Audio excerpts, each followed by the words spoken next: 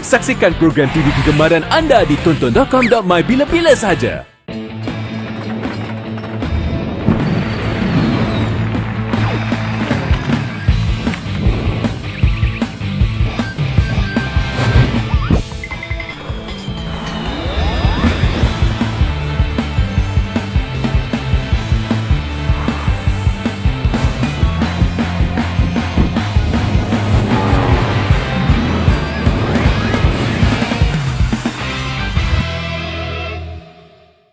Piala Malaysia ini dibawakan eksklusif oleh penyiar rasmi TV3 dan TV9. Cecahi segala batasan. Uberman. Ini Darul Aman. Semuanya pasti cukup berbeza.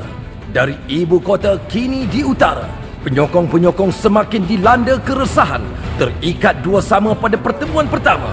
Peluang kedua-dua pasukan kembali terbuka. Separuh akhir kedua, Kedah menentang Felda United. Siapa akan ke perlawanan akhir Piala Malaysia 2015? Semuanya malam ini.